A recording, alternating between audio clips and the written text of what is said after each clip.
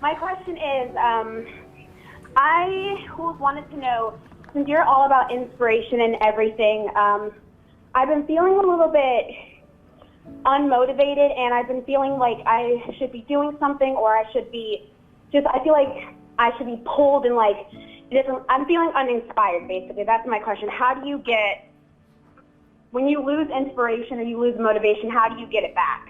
I get it back by remembering that you might die tomorrow. That's true.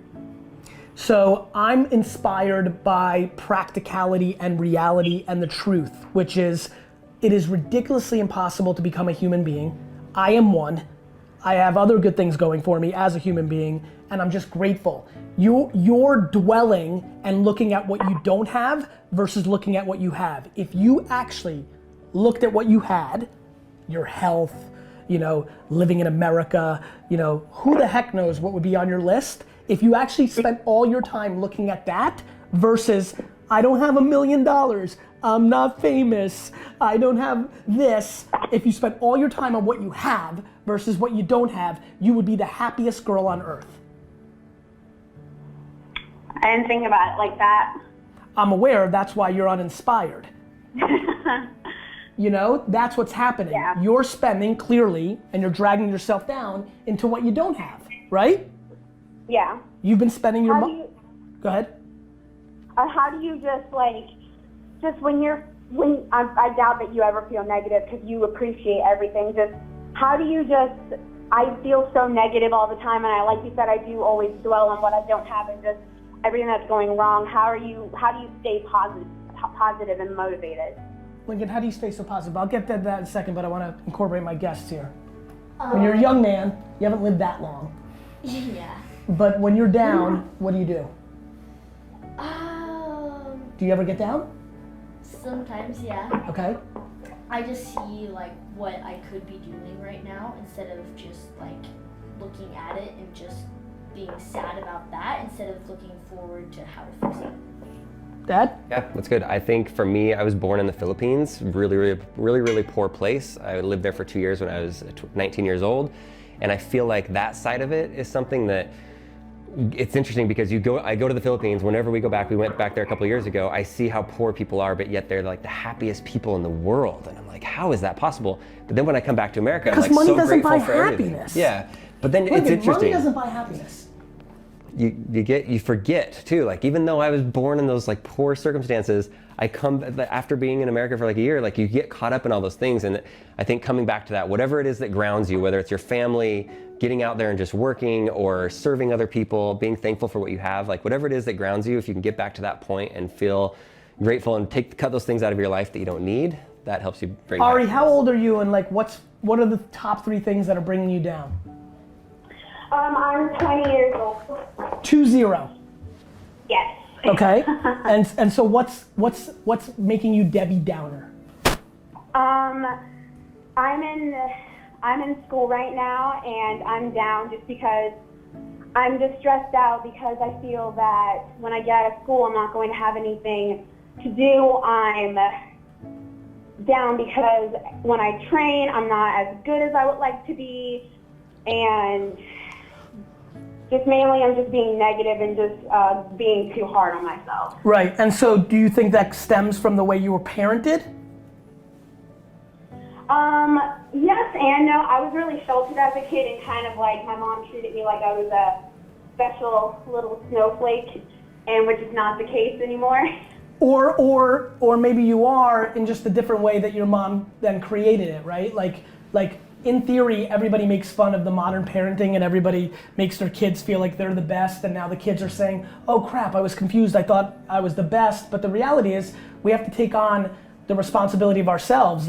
My mom told me I was the best. I equally spent all my time thinking that I was not the best because I could understand that I wasn't winning in every single thing always. You know what I mean? She might have created that sheltered thing, but I promise you, you realized pretty quickly in 1st, 2nd, 4th, 9th grade, there was things that you weren't the best at, right?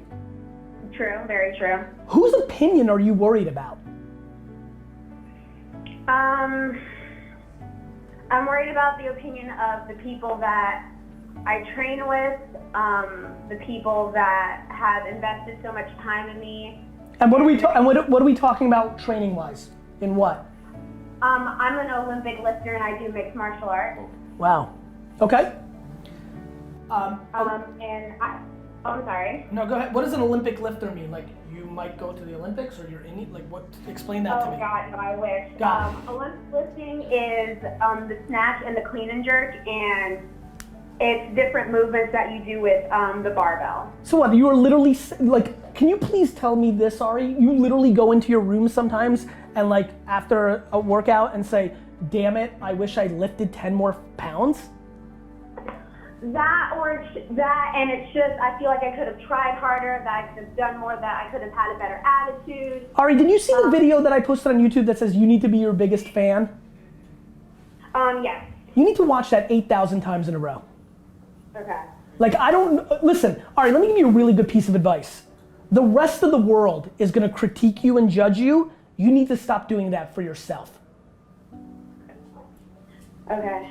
I'm being dead serious with you. I think the other side is just this day and age in social media. A lot of people, even with our videos, like they see the video, they see us traveling, they see the glamorous side of things, but maybe they don't see the other side where it's just, we're regular people. Like there's no difference between the way we live and any other people live. Like we have our downtimes. Like things, sometimes we're sad, sometimes things can be hard, but I think it's important to not compare ourselves to other people on social media and see all the glamorous stuff. Are you envious of what you're seeing on social? Yes, I'm very envious, and that's a big problem. I'm a very envious person. Ari, I'm not envious of anybody. Like you need to figure out how to really become a bigger fan of yourself and not be envious. Like listen, if you're aware of these things, and I don't know if it's going to see somebody, I don't know if there's a system in place, but like you're not gonna win this game if you continue down this path. Yeah, I know I'm not. I'm just gonna, self-loathing is not gonna get me anywhere. I just don't know how to fix it.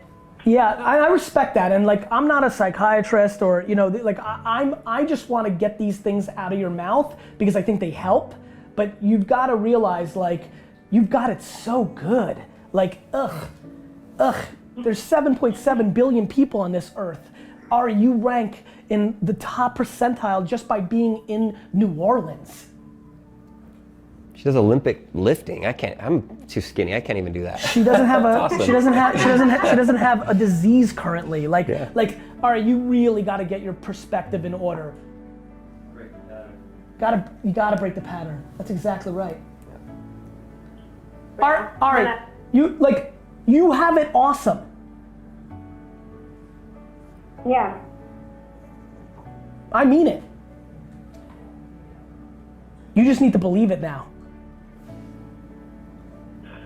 Yeah. Like I'm gonna work on that. I have good news for you. You live in New Orleans. There's some shitty neighborhoods. Go take a ride. That is true. Wake up. Sit down here. Like wake up. The majority of people have it worse than you. Sorry. Yeah. Yeah, I need a more emphatic yeah. Yeah, you're right. I mean, that's it. All this down. And I have a news alert, by the way. Nobody cares about your problems either. Yeah. Like, too many people think their dwelling and complaining leads to an action because they grew up in environments where it did. Problem is, mom's not around anymore. We all got shit, man. We all got shit. We all got shit. Yep. So, I'm telling you, the number one thing that I do when I get dangerously, and I'm never there, but I fix my perspective. Get in your car right now and go drive around parts of New Orleans. You can wake up real fast if you choose to. Okay. Good. You're absolutely right. Oh, that I know. I'm just sitting here and keeping you on the phone because I'm trying to think of a way to get you to know, you know? Yeah. Good luck. Update us, okay?